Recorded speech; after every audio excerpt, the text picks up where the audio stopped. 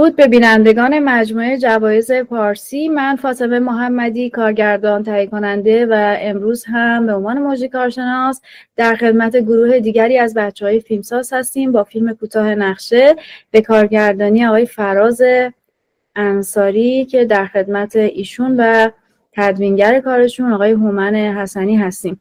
جناب انصاری خیلی خوش آمدید. لطف بفرمایید یک معرفی کوتاه از خودتون و تجربیات قبلیتون برای بینندگان ما بفرمایید. سلام، روزتون بخیر.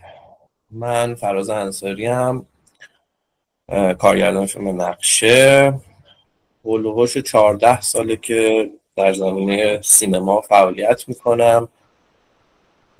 4 فیلم کوتاه داستانی دارم، تعدادی مستند صنعتی، تعدادی تیزر تبلیغاتی و همینطور به عنوان فیلم نامه‌نویس کوتاه، البته نه فیلم نامه‌نویس بلند، چند تا کار انجام دادم و عمده فعالیت سینمایی دیگه هم به عنوان دستیار کارگردان بوده. خیلی هم عالی. فیلم کوتاه نقشه در واقع چه سالی ساخته شد و اگر امکان داره بفرمایید که یه خلاصه‌ای از داستان فیلم که بینندگانمون وارد جهان فیلمتون بشن. نقشه واقعیتش اگه بخوام کامل و صادقانه و راستشو بگم، ما فیلم برداری فیلم رو دقیقاً در سال 2019 انجام دادیم، تابستون 2019، موقعی که گفتن که اون اوایل مسئله کووید بود و گفتن که تو فصل گرما این یه مقدار افت میکنه. اون موقع اطلاعات زیادی نبود، کسی نمیدونست که این حرف شایع است، یعنی خیلی چیز علمی نداره و خب به خاطر وضعیت اقتصادی من میدونستم که اگه تو اون بره فیلم رو نسازیم احتمالاً اون بودجه ما اون نمیتونه ما رو تامین بکنه و دوباره باید بریم برای اینکه بودجه رو بیشتر بکنیم کار بکنیم. در نتیجه ما خیلی خیلی سریع فیلم رو شروع کردیم. در واقع سال 2019 شروع شد ولی تا مراحل فنیش تموم بشه در واقع دیگه سال 2023 بود. بله، یه خلاصه از داستان فیلمتون هم بفرمایید لطفاً.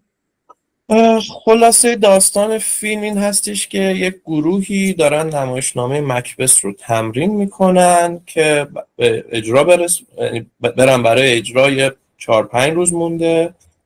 یکی از بازیگرها بسیار بازیگر در واقع قرقرویی، معتقد بهش اجحاف شده، یک زد و بندی میکنه با یکی از کارگران صحنه که بتونه جای بازیگر اصلی رو بگیره. حالا اخیراً که خیلی مد شده که دوست ندارن موضوع فیلم اسپویل بشه، منم اسپویلش نمیکنم براتون الان که چه اتفاقی میفته، ولی اگر دوست دارید حاضرم بگم، چون که من به هیچ عنوان فیلم ها رو برای اینکه تاشو ببینم نگاه نمیکنم خودم. نه، حالا ما به همین مقدار اکتفا میکنیم فعلا. جناب حسنی شما هم لطف کنید یک معرفی کوتاه از خودتون و تجربیاتتون در حوزه سینما بفرمایید. سلام میکنم بهتون. من هومن حسنی هستم. حدود نزدیک به 20 ساله که در حوزه تصویر دارم فعالیت میکنم. منظورم مشخصا ویژوال آرتس، گرافیک خوندم و تو حوزه در واقع تولید محتوای تصویری فعالیت داشتم سالهای زیادی. بیشترین کاری رو که تو زندگیم کردم کار تدوین فیلم بوده و به خاطر گرایشی که شخصا به سینما داشتم و علاقه‌ای که به سینمای مستند مشخصا داشتم، تعداد زیادی فیلم مستند در مقام سازنده، در مقام فیلمبردار و در مقام تدوینگر فرصت پیدا کردم که کار بکنم و تعدادی فیلم کوتاه رو در مقام تدوینگر در کنار دوستانم کار کردم و در این تجربه‌ای که به بهانه‌اش در واقع امروز در خدمتتون هستم به عنوان تدوینگر در کنار فراز انصاری کار کردم. خیلی هم عالی. جناب انصاری بفرمایید از پروسه انتخاب بازیگر چه معیارهایی شما داشتید برای انتخاب این عزیزان و چطور پیش رفت کارتون با اینها توی حالا تایم پیش تولید؟ خانم محمدی شما خودتون فیلم سازین. تصور من سال 2019 این بود که این فیلم یا آخرین فیلم کوتاه منه یا دست کم یکی از آخرین فیلم های کوتاهی که میسازم و بعدش در واقع خودم میخواستم آماده کنم برای ساختن فیلم بلند که میسر نشد. خیلی تاکید وجود داشت به من از طرف دوستانی که اون موقع قرار بود در ادامه مسیر با هم کار بکنیم که حتما از چهره‌های سینمایی استفاده بکن، حتما بازیگرای به قول معروف چهره داشته باش که به قول بشه بعدها برای اینکه راحت نمیدونم سرمایه گذار پیدا کرد و اینجور مسائل. من همیشه از این قضیه راستش در فیلم کوتاه فراری بودم. همیشه وقتی فیلم کوتاهی میدیدم که بازیگرای چهره‌ن خیلی واقعیتش به دلم نمیچسب. حتی تو عوامل پشت دوربین هم به نظرم خیلی کار صحیحی نیست. سینمای کوتاه تعریفش با همچین رفتارهایی به نظر من نمیخونه. ولی یک تلاش‌هایی کردیم. دارم میگم شرایط کووید بود، اصلا خیلی همه چیز پیچیده تر از همیشه بود. سابقه کار کردن با ابراهیم عزیزی رو داشتم. ابراهیم عزیزی جایزه تئاتر فجر رو برده بود. من سالیان سال پیش تو اولین فیلم های کوتاه باهاش همکاری کردم، میشناختمش، تواناییش رو میدونستم و بدون هیچ گونه شکی انتخابش کردم. نقش دومین اپیزود از اپیزود یک مجموعه فیلمه که قرار بود سومیش هم ساخته بشه که خب هنوز این اتفاق البته نیفتاده. بازیگر نقش بهنام که در واقع یک جورایی بازیگر اصلی کار هم محسوب میشه، تو فیلم قبلی من یک نقش بسیار کوتاهی داشت. از هنرجوهایی بودش که من توی یکی از آموزشگاه سینمایی که کار میکردم باش آشنا شده بودم. بسیار با استعداد بود و یه جورایی اصلا ایده اولیه فیلم نامرم علیرضا به من داد. باش صحبتی کردم و اون موقع یکی دو تا فیلم بلند بازی کرده بود دیگه، یه مقداری میشد بیشتر توی حتی سابقه کار تو تئاتر رو داشت، یعنی اجراهای زیادی رفته بود، ولی تو بحث تصویر یه مقداری شک داشتم. ازش خواهش کردم اگه میشه من برم فیلم اون دو تا فیلم بلندی که بازی کرده رو یکیشو ببینم، حداقل که ایشون با دستیار اون کارگردان تماس گرفت. من رفتم فیلمو دیدم و مطمئن شدم و این دوتا در واقع زوج اصلی فیلم بودن. من خیلی در واقع رو تمرین تاکید دارم، به هیچ عنوان بازیگر رو بدون تمرین نمیفرستم جلوی دوربین، یعنی تا تو تمرین همه چیز درست اتفاق نیفته فیلم برداری رو شروع نمی‌کنم. سر این فیلم هم همینطور بود و حتی بیشتر. این بقیه بازیگرها هم تقریبا به همین شکل انتخاب شدن، یعنی منهای خود هومن که در واقع موقعی که فیلم نامه رو خوند با یک شیطنت جذابی گفتش که من حاضرم نقش کارگردان رو بازی کنم چون رفتارهای تو رو سر صحنه زیاد دیدم و میتونم که در واقع تقلید رفتار کارگردان رو اینطوری بکنم و فکر کنم شوخی کرد ولی من جدی گرفتم. خیلی هم عالی. در واقع جناب حسنی شما بفرمایید از در واقع پروسه همکاریتون با آقای انصاری چی شد که اصلا در درجه اول وارد این همکاری شدید به عنوان تدوینگر؟ خب من با فراز قبل از این کار زیادی کرده بودم. اولین همکاریمون برمیگرده به چند سال، فکر کنم 4-5 سال قبل از این فیلم، منظورم فیلم نقشه است که در واقع به واسطه یکی از برمیگرده به 14 سال پیش آقای حسنی، سال 90. منظورم 4-5 سال قبل از فیلم نقشه بود. خب مرسی که دقیق‌تر اشاره کردید. آره در واقع از طریق یکی از دوستانمون، دوست مشترکی که داریم به هم دیگه معرفی شدیم و اولین در واقع کار مشترکمون تدوین فیلم فراز بود که انجام شد که و بعد از اون دیگه خب رفاقتمون شکل گرفت و کارهای مختلفی با هم دیگه کردیم تو حوزه تصویر، تو حوزه سینما، تو حوزه تبلیغات اینها و دیگه در واقع در جریان پروژه ها و کارهای شخصی که هر کدوم انجام میدادیم بودیم تا زمانی که یعنی از همون اولی که این تقریبا فیلمنامه کار شکل گرفته بود با فراز دربارش حرف میزدیم. فراز لطف داشت به من و با من در جریان میگذاشت ایده هایی که داشت و به هر حال مشخص بود که دیگه من قسمتی از پروژه‌ام با خوشحالی و خب کار شکل گرفت و تدوین کار انجام شد. حالا راجع به تدوین کار اگر که فرصت داشته باشم میتونم الان یا در آینده نزدیک در ادامه باهاتون صحبت خواهیم کرد. جناب انصاری عزیز بفرمایید که تایم پیش تولیدتون چطور پیش رفت؟ یعنی شما قائل به استوری بورد بودید، ماکت زدید یا هر پالت رنگی داشتید یا نه؟ هر کاری که در واقع تو این تایم باید انجام میدادید چطور پیش رفته؟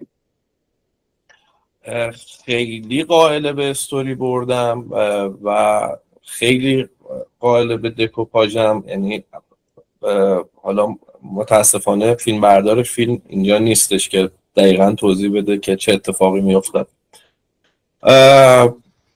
بله، نه تنها با حتی شما میدونم منظورتون از ماکتی که با یک دوربین ساده گرفته بشه، نه تنها استوری بورد مشخص وجود داشت، اون سالونی که ما توش کار میکردیم، سالن اون زمان البته مستقل تهران، الان جاش عوض شده، دستیار من چون معماری خونده بود یه ماکت بسیار کوچیک یعنی پلات معماری اونجا رو کامل برای ما ساخته بود. ما دقیقاً جای دوربین رو میدونستیم، نماها رو همه رو میدونستیم، یعنی هیچ چیزی اصلا و ابدا من از بداهه پردازی در هر شکلیش بدم میاد. تایم پیش تولید در واقع از وقتی که فیلمنامه نسخه نهاییش بود برای من شروع شده بود. یعنی من به رنگ ها فکر کرده بودم، به اینکه رنگ لباس ها چی باشه، در واقع دوربین حرکتش به چه صورت باشه و بعد اینها رو دونه دونه با سرگروه ها صحبت میکردم تا در واقع همه یک دست و یک پارچه بدونیم چی میخواد. هرچند که به خاطر شرایطی که ما داشتیم تو کرونا یه مقداری همه چیز برای هممون جدیدتر و پیچیده تر بود. اون موقع انقدر همه چیز فضای آنلاین نبود و خب به هر حال اینم بخشی از شرایط اون زمان بود که به خیر گذشت، خدا رو شکر. از لوکیشن برامون بگی، لوکیشن کجا بود، چطور پیداش کردید و چرا در واقع این لوکیشن انتخاب شد؟ من اصلا دلم نمیخواست یک تصویر تمیز همه چیز برق میزنه از پشت صحنه تئاتر نشون بدم، چون تجربه شخصی خودم به من میگفت که اصلا همچین شکلی نیست. نکته دومی بود که به لحاظ بافت بصری من دنبال یه جایی میگشتم که راهروهای تاریک داشته باشه. خیلی بیشتر دارم میخواست یک چیز شبیه لابیرنت بتونیم داشته باشیم، منتها خب دیگه همه چیز مطابق خواسته ما پیش نمیره. و سالن مستقل تهران که من یک بار دیگه تو اولین نمایش فیلم در ایران از مصطفی کوشکی تشکر کردم، ولی اینجا یه بار دیگه تشکر بکنم. واقعا همراهی بی‌نظیری کرد با ما، هم به ما اجازه میداد که در روزهای مختلف بریم اونجا رو ببینیم که من راحت‌تر و دقیق‌تر بتونم کار بکنم. سالن مستقل تهران یک خونه قدیمی بود که تبدیل شده بود به در واقع سالن نمایش و کاملا اون دیوارهاش، اتاق گیریمش کاملا اون بافت قدیمی رو به من میداد و میتونستیم یک فضای جدیدتر بسازیم، نه اون تصویری که معمولا از پشت صحنه ها میبینیم که یک آینه های گیریم بسیار ترتمیز، همه چیز بسیار آنکادر. اصلا همچین فضایی نمیخواستیم و برای همین این بهترین گزینه ما بود. بله.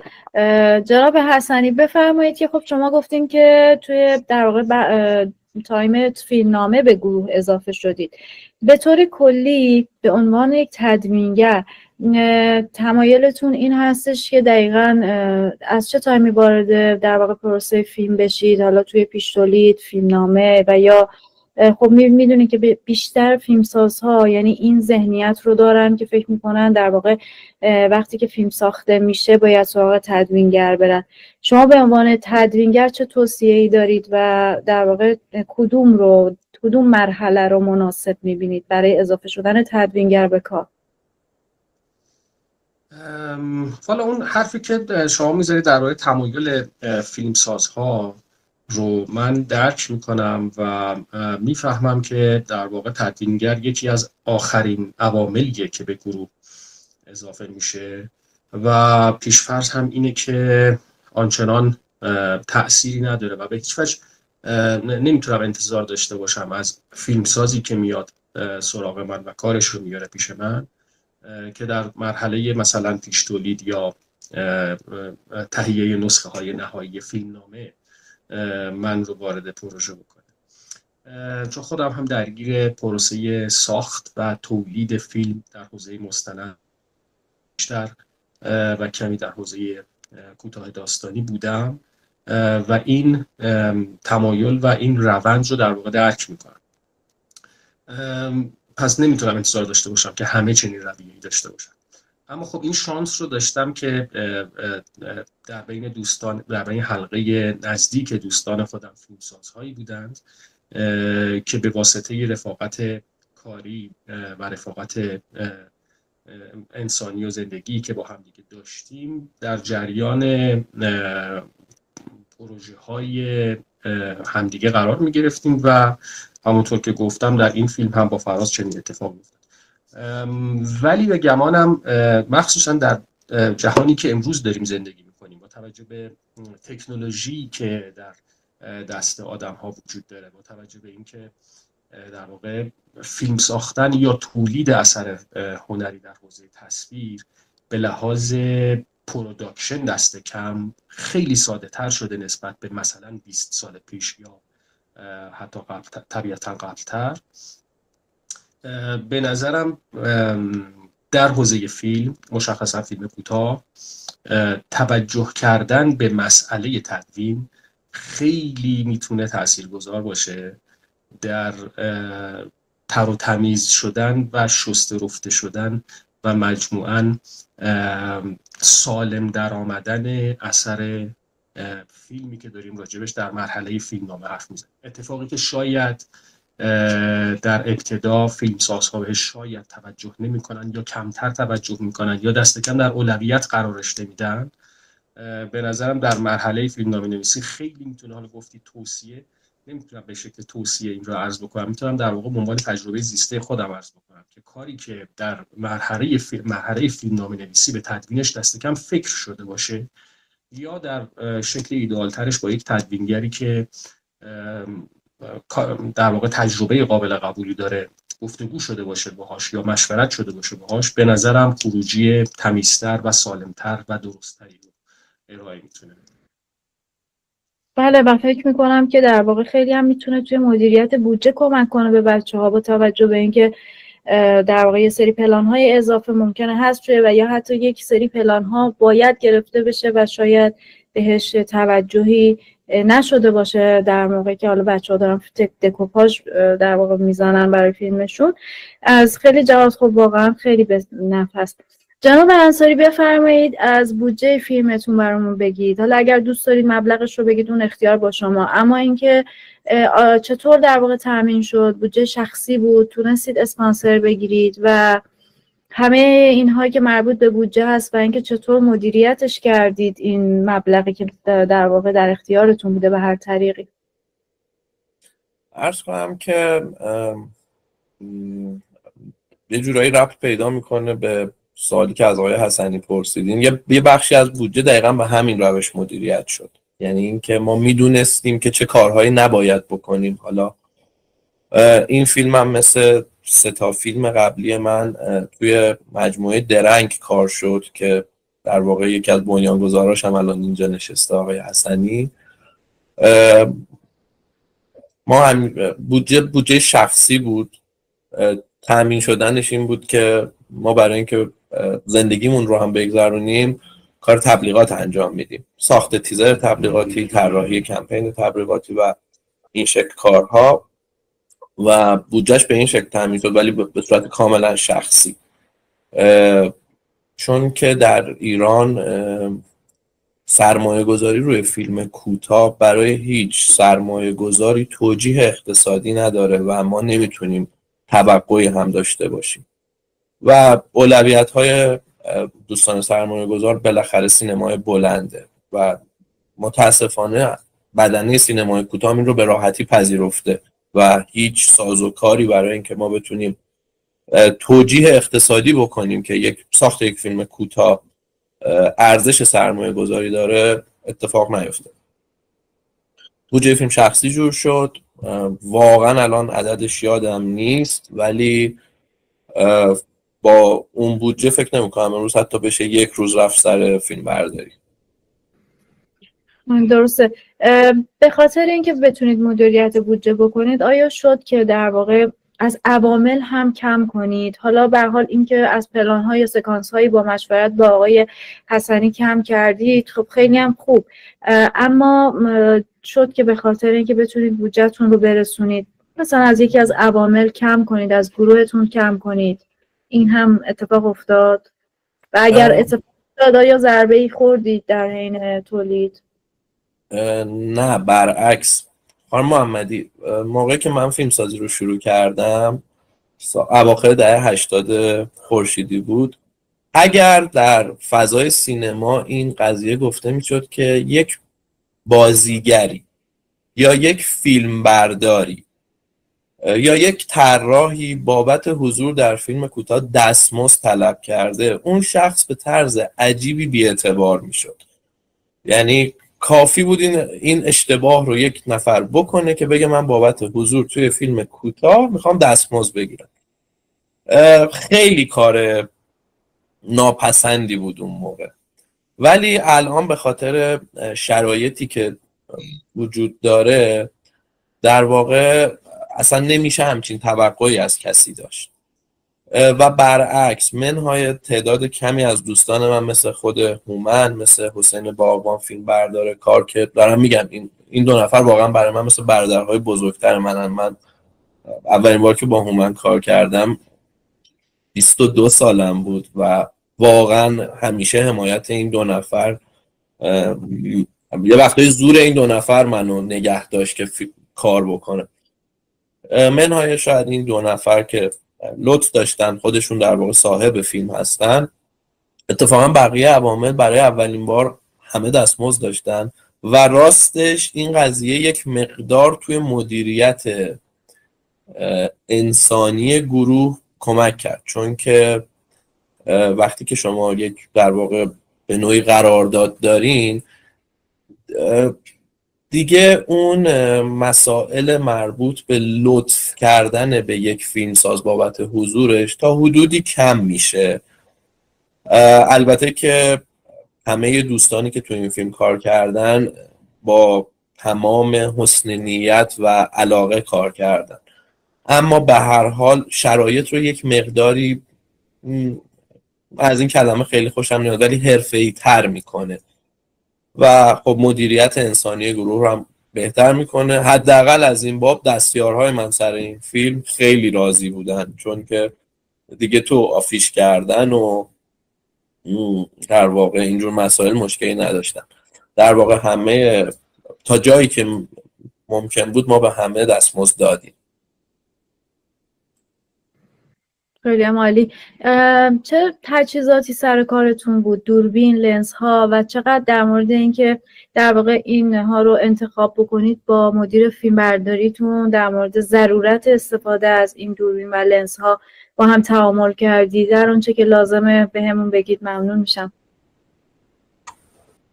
خانم محمدی، من سال هاست که یک مثلثی توی فیلم های من ثابته، مثلث خودم، هومن حسنی و حسین باغبان. یعنی واقعا منهای 2-3 مورد یادم نمیاد که جز این 2 نفر کسی تدوین یا فیلم برداری کارهای منو انجام داده باشه. اما یک قرارداد شاید نانوشته بین هممون هست که امکانات و تجهیزاتی که دوستان میخوان بر حسب نیاز فیلم تامین میشه. حالا توی فیلم قبلی ما دوربین های خیلی کوچیک و لنز های خیلی حساس به نور میخواستیم، کاملا دست فیلم بردار باز بود برای انتخابش. اینجا هم حتی من یادم ما 2 تا دوربین مختلف، ببخشید 2 مدل لنز مختلف و قبل از شروع فیلم برداری تست کردیم، به خاطر اینکه اگه فیلمو که دیده باشین یک جاهایی بسیار بسیار نور کمه و البته اون دوستان من هم همیشه لحاظ میکنن که بالاخره بودجه فیلم یه مقداری محدود، تو مدیریتش یک راه حلی باید پیدا بشه. در واقع اول یک سری فیلم رو ما با هم مرور میکنیم، یه سری عکس و گاهی نقاشی که رنگ و نور کار رو در واقع بتونیم به یک نحوه مشترکی برسیم. یعنی بین من، هومن حسنی، حسین باغبان یک توافقی اتفاق میفته راجع به رنگ فیلم، راجع به نور فیلم و راجع به ریتم فیلم. یعنی ریتم فیلم نه فقط کات ها، حرکت دوربین، ریتم حرکت دوربین. وقتی این توافق رو میکنیم حالا میشینیم به ابزارمون فکر میکنیم که چه ابزاری نیاز داریم براش. طبیعتا در مورد نوع دوربین مدیر فیلم برداری نظر میده، در مورد حالا سر رنگ مقداری هومن و حسین هم با هم ممکنه حتی کلکل بکنن، ولی در نهایت به یک توافق میرسیم. یادم نیست دوربین الان چی بود، یا مینی الکسا بود یا رد، یادم نیست، رد بود و در نهایت اون چیزی که به ما میداد تصویر راضی کننده ای بود. خیلی هم عالی. جناب حسنی بفرمایید. من متوجه جایگاه شما در این فیلم شدم که به هر حال به قول آقای انصاری جزو اون سران گروه بودید و خب نویتم خیلی نقش داشتید. کلا از چالش های تدوین در این فیلم برامون بگین، چقدر چه جای حساسیت هایی مثلا داشت و چطور در واقع شما جایی که حالا نیاز بود به حرف آقای انصاری گوش میدادید توی تدوین و چه جاهایی تاکید میکردین رو نظر خودتون. این در واقع تعامل چطور شکل گرفت بینتون؟ خب راجع به احترام گذاشتن من نسبت به نظر فراز انصاری پرسیدید و اگر در ویدئو یه نهایی مشخص بوده باشه ریاکشن فراز در واقع مشخص کننده یه پاسخی بود که میتونست وجود داشته باشه. در واقع با زبان بی زبانی گفتش که دست رو دلم نذار که خونه. ولی حالا جدای از شوخی راجع به در واقع بحث تکنیکال تدوین اگه بخوام براتون یک چیزی رو راجع در واقع در تجربه‌ای که توی تولید این فیلم داشتیم بهتون عرض کنم. این فیلم برخلاف فیلم قبلی که من از فراز تدوین کرده بودم به لحاظ تکنیکال، یعنی به لحاظ تکنیک های تدوین آنچنان کار پیچیده ای نداشت. فیلم قبلی نیاز به این داشت که ریتم کار یه جاهای تند بشه، یه جاهای خیلی آرام و با طمأنینه پیش بره، یه جاهای نیاز به پلان‌های کمی بلندتر با ریتم کوتاه‌تر داشتیم، یه جاهایی باید پلان‌ها از زوایای مختلف در واقع در همدیگه تنیده می‌شدن و با همدیگه تدوین می‌شدن. هر دو فیلم قبلی که از فراز تدوین کرده بودم یک همچین در واقع نیازمندی‌هایی رو داشت که خب به لحاظ تکنیکی در خروجی کار تدوین کار هم بیشتر دیده میشد. یعنی در واقع بیننده اینطور نگاه میکرد که اوه چه تدوین جالبی داشته، یا ممکن بود به این فکر میکنه که تدوینگر چقدر احتمالاً خوب عمل کرده. به اصطلاح خودمانی بخوام بهتون بگم تدوین به رخ کشیده میشد، برخلاف این فیلم که در ظاهر خیلی تدوین ساده‌ای داره و اعتراف میکنم که به لحاظ تکنیکی آنچنان فشاری رو نبود و خیلی همه چیز مشخص بود به دلیل اون پیش تولید دقیق و درستی که فراز تونسته بود بسازه و طی بکنه. خب تدوین کار خیلی روشن بود به لحاظ تکنیکی، یعنی وقتی که حتی به نظرم به عنوان یک در واقع یک پروژه کارآموزی برای یک کسی که میخواد تدوین رو در مثلا یک اپلیکیشنی به اسم ادوبی پریمیر پرو شروع بکنه، به نظر میتونست پروژه جالبی باشه. چرا؟ چون پلان ها مشخص بود، معلوم بود که کجا باید کات بزنی، تا ته پلان باید در واقع نگه می‌داشتی ویدیو رو. ولی در عین حال همونطور که در روایت فیلم یک روایت زیرپوستی و غیر مستقیمی وجود داره، تارکوفسکی میگه گاهی وقتا راه سریع لزوما راه مستقیم نیست. به نظرم تو این پروژه فراز به طور کلی یک چنین منشی رو رعایت کرد که نخواست به طور مستقیم به هدف خودش اشاره بکنه، هم در محتوای فیلم هم در داستان فیلم، که یک داستان نمادین رو در واقع انتخاب کرد و ساخت برای نمایش دادن یک اتفاق انسانی در واقع یک رابطه اخلاقی و انسانی.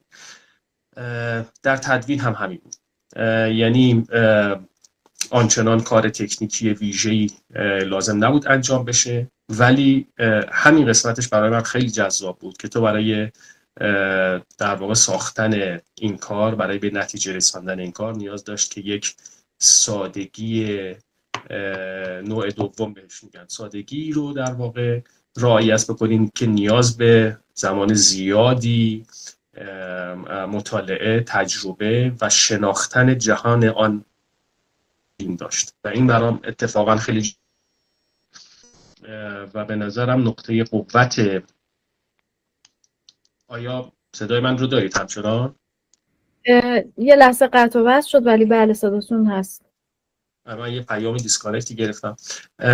آره به نظرم در واقع این که من به عنوان تدوینگر لازم بود که با جهانبینی فیلم هم راه باشم و جهان خودم رو باش یکی بکنم، برام خیلی جذاب بود و اتفاقا این سالها شاید کمی به دلیل بالا رفتن سن و سال هم باشه، ولی این سالها کلا دارم به این فکر میکنم که تکنیک اگر در اختیار و در خدمت محتوا نباشه آنچنان چیز جذابی به نظر من نیست و فکر نمی کنم که لزومه که در واقع کار خوب، کار تصویری خوب لزوما کاریه که به لحاظ تکنیکی در واقع چیز خارق العاده‌ای خلق کرده باشه. امیدوارم تونسته باشم منظورم رو بهتون منتقل کنم.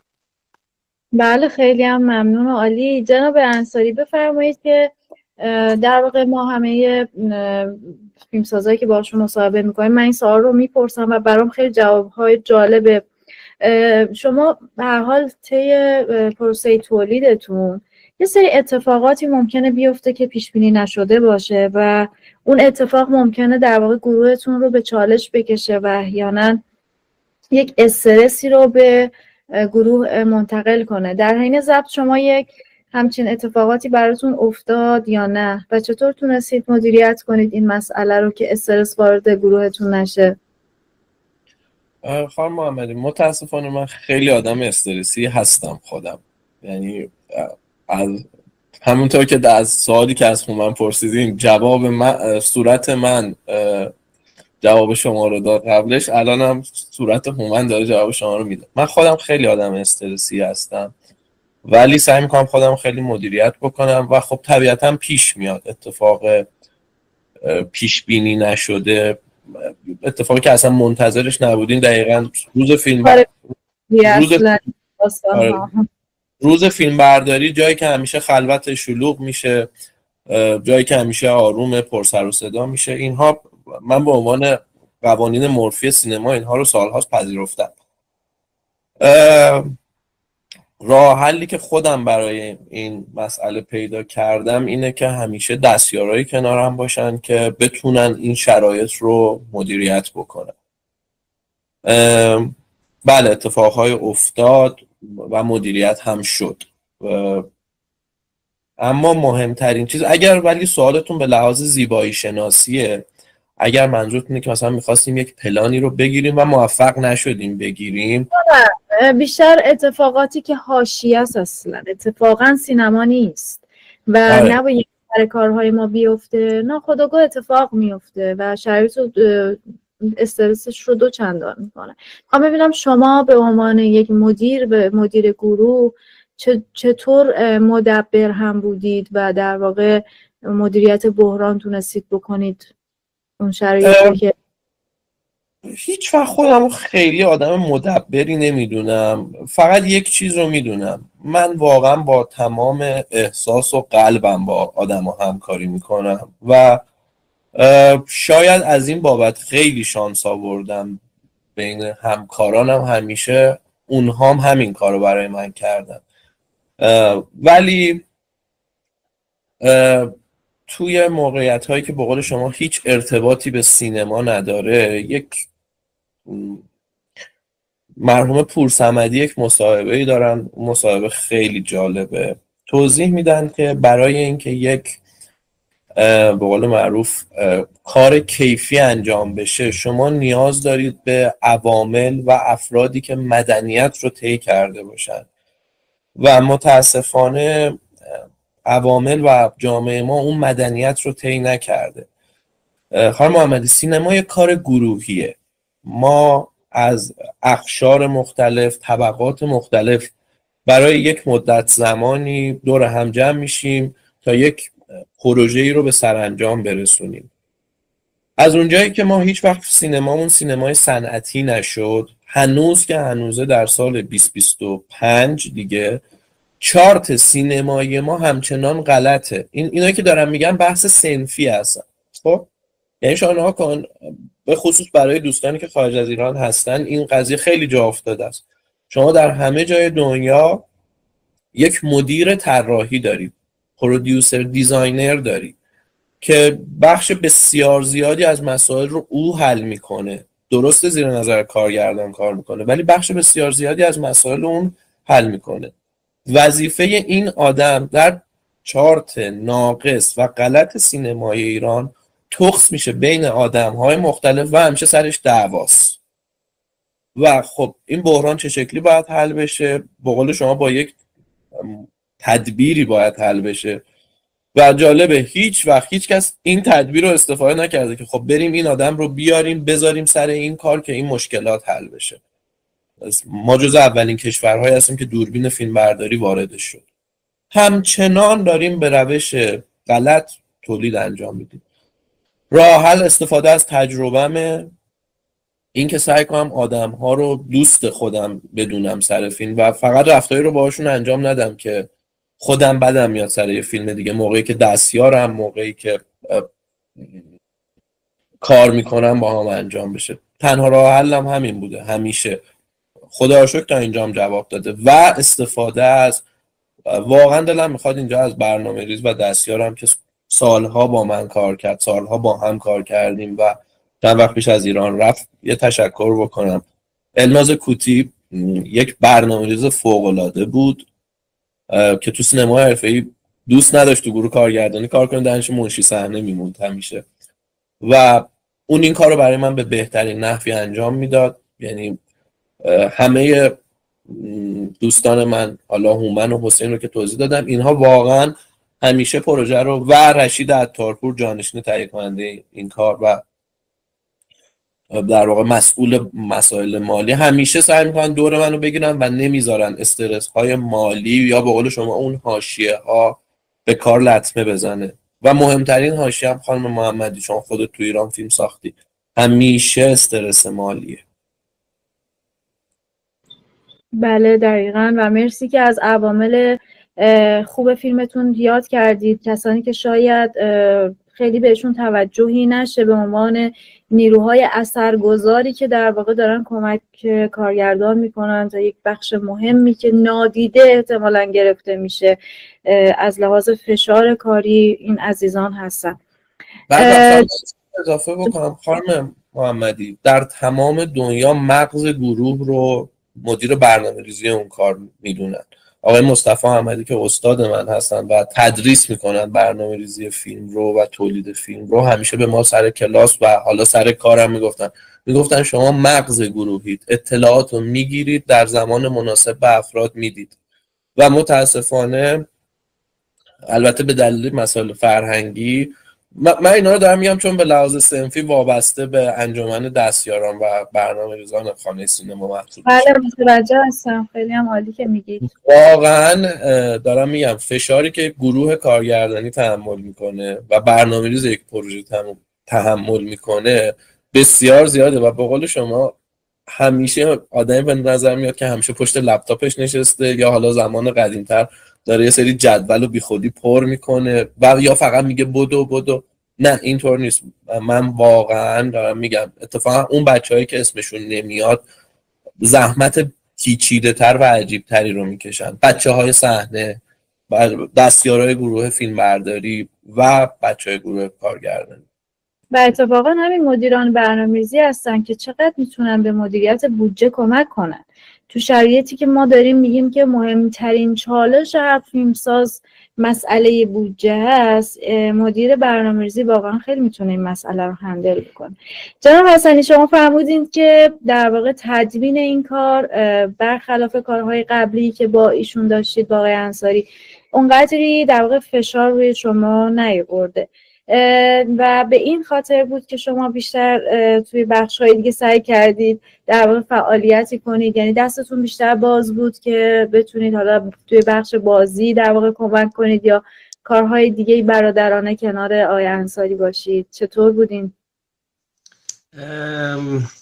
اولا من یک اشاره‌ای بکنم به صحبت‌هایی که فراز درباره عوامل پشت صحنه کرد. فقط این جمله رو میتونم به حرف‌های خیلی درست و به جای فراز اضافه بکنم که این به نظر میرسه شاید به اشتباه، امیدوارم که خیلی کم باشه این حدسی که من میذارم ولی گمانم وجود داره که کارهای تخصصی در مثلا تولیدی یک فیلم کوتاه، کدامهان، کارگردانی، تدوین، فیلمبرداری و احتمالاً صدابرداری و شاید مثلا نورپردازی، بقیه کارها دیگه تخصصی نیستن. فقط خواستم این رو اشاره بکنم پیرو حرفای فراز که اتفاقا دستیار صحنه بودن یک کار تخصصی است، که اتفاقا دستیار صدابردار بودن، دستیار تصویر بودن، همه این عواملی که ممکنه کمتر از آن عواملی که به ظاهر اصلی دیده میشن کمتر دیده بشن، به نظرم هر کدامشون دارن کارهای تخصصی میکنن و این رو وقتی میفهمیم که با یک آدم غیر متخصص کار میکنیم، وقتی که یک دستیار غیر متخصص میبری سر کار، تازه میفهمی که ای وای فلانی چقدر خوب برای من کار میکرد یا چقدر خوب با من کار میکرد، اینطور بگم بهتره. همین رو بخواستم اشاره بکنم. راجع به سوالی که شما فرمودین، من عرض کردم فشار کمتر به لحاظ تکنیکی، نه به طور کلی. شاید به طور کلی اتفاقا فشار مضاعفی روی من بود، یعنی به لحاظ روانی حتی کمی استرس داشتم که نکنه این کار اونقدری ساده به نظر بیاد که از سادگی از این ور پشت بام بیفتم و نتونم در واقع پروژه رو به نتیجه برسونم، با آن نتیجه مطلوب برسونم، با نتیجه‌ای که عرض کردم که در ظاهر تکنیک خیلی ویژه‌ای دیده نشه ولی کمی که روش طمأنینه بکنی و بهش فکر بکنی ببینی که آهان این انتخاب کرده که ساده رفتار بکنه.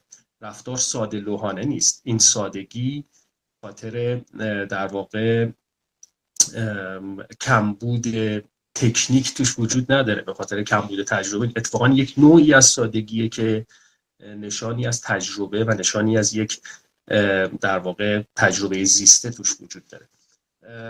بخوام یک مثال اغراق‌آمیز بذارم، اتفاقی که مثلا در سینمای کیارستمی میفته. دوربین خیلی ساده رفتار میکنه، کارگردان خیلی ساده با شخصیت ها رفتار میکنه، اما این مدل سادگی که داریم راجبش حرف میزنیم مدلیه که الان دیگه به همون ثابت شده که در جهان تأثیر خیلی مهمی گذاشته و کیارستمی رو تبدیل کرده به یکی از مهمترین فیلمسازان معاصر جهان بدون اغراق.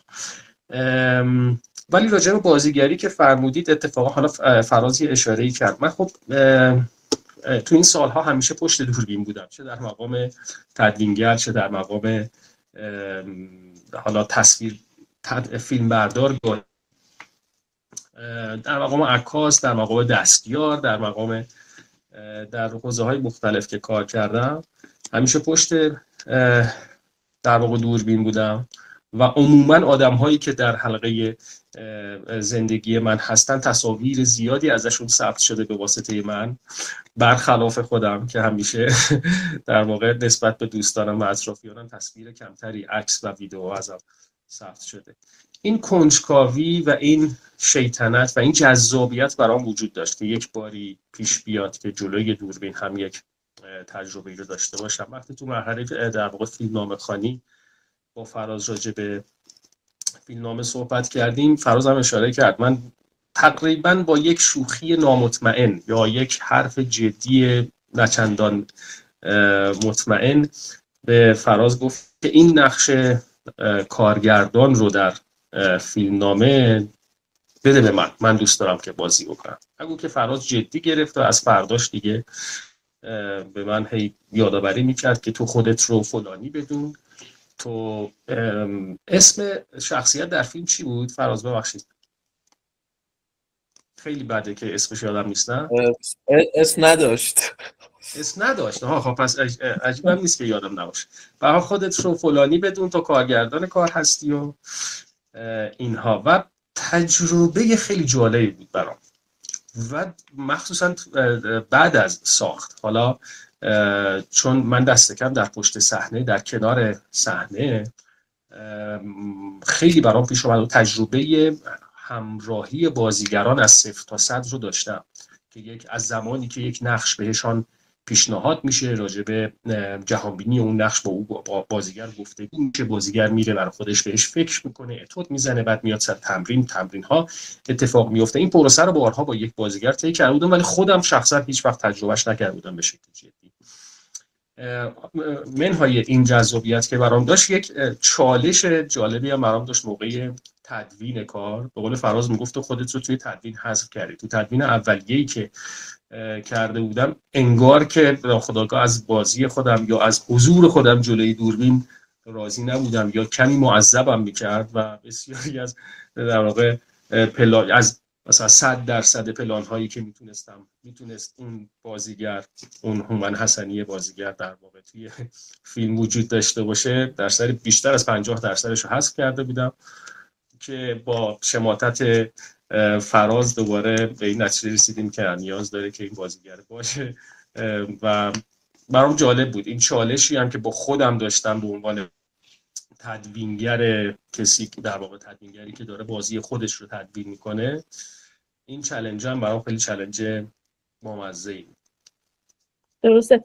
با توجه به کسی که حالا در زمینه ویژوال آرت در واقع فعال بودید، عکاسی کردید و شناخت کامل دارید از مدیوم تصویر، در این زمینه هم شد که مثلا به در واقع کار بچه‌های طراح صحنه دخالتی بکنید یا مثلا مدیر فیلم برداری پیشنهادی بدید، حتی دوستانه؟ این اتفاق افتاد و واکنش بچه‌ها چطور بود به شما؟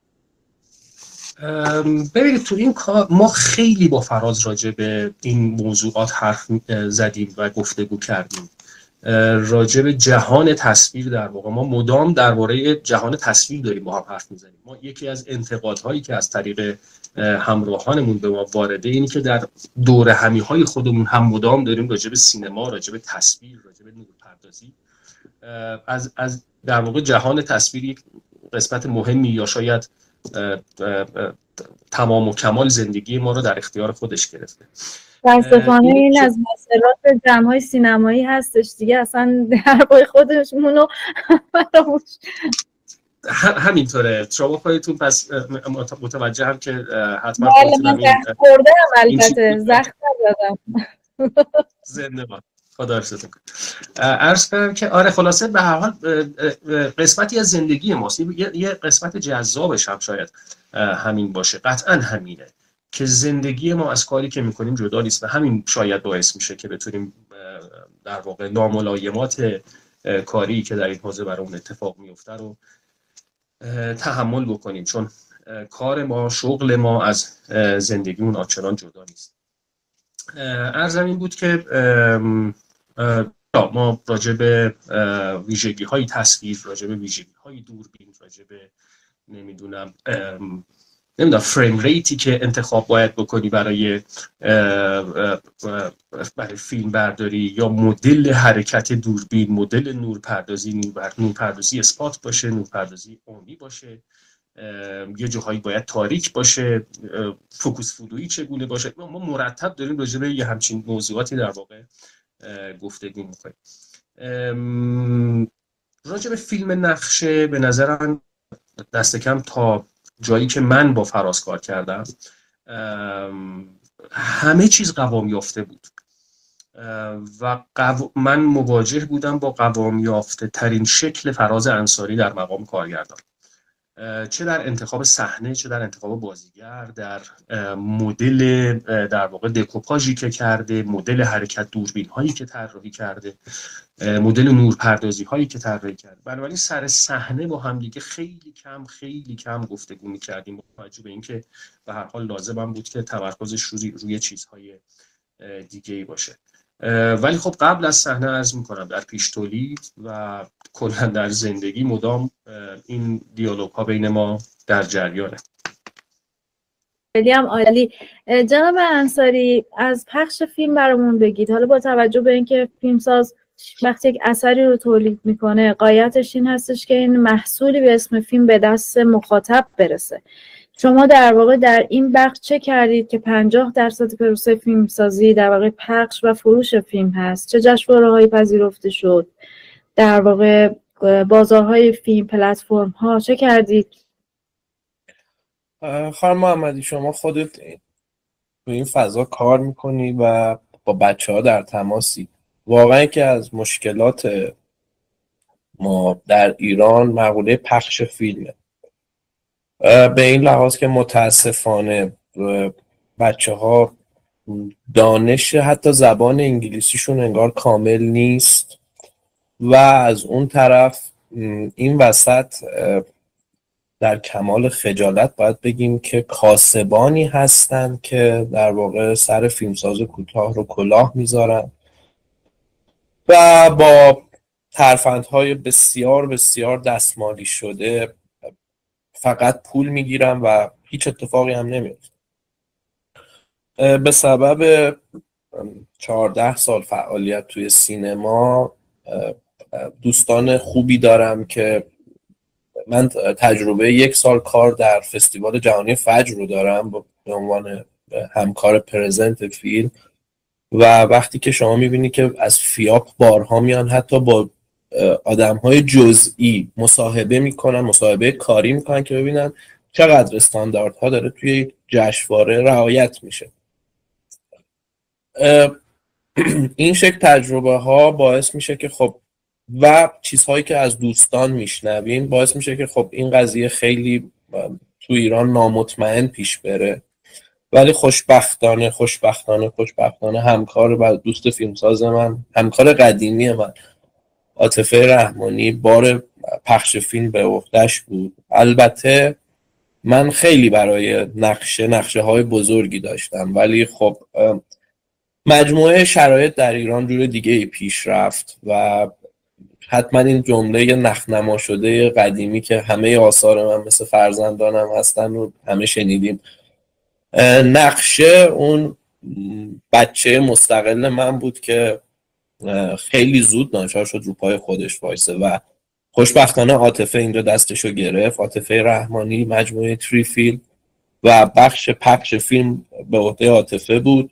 از اکران در واقع مراسم های اکران و نمایش فیلم و ایونت ها در ایران که 3-4 باری برگزار شد تا فستیوال های خارجی. و واقعیتش اونقدر من به خانم رحمانی اعتماد داشتم که مثلا این گزارشی هم که برای من ایمیل میکنه هر ماه، واقعا امیدوارم هیچ وقت مصاحبه رو نبینم، هیچ وقت حتی باز نکردم بخونم ببینم دقیقا داره چی کار میکنه. فیلم چند تا جشنواره که مهمتریناش، من اگه ممکن اسما رو اشتباه بگم، یه جشنواره تو پرو بود که خیلی دلم میخواست برم چون یک فستیوال فرهنگی بود و خب من واقعا ادبیات آمریکای لاتینو دوست دارم. واقعا یه روز ممکنه مثل اون شخصیت مرگ در آن همه پولمو بردارم برم پرو رو بگردم. ولی یه جشنواره در پرو بود، 1 یا 2 جشنواره در هندوستان بود و مهمترین جشنواره که البته ما از دست دادیمش به خاطر شرایط، یک جشنواره بود توی کانادا برگزار میشد و متاسفانه خب من بنا به دلایل اینکه نشد خودم رو به ترکیه برسونم، پروازها همه لغو شد، اون جشنواره رو از دست دادیم.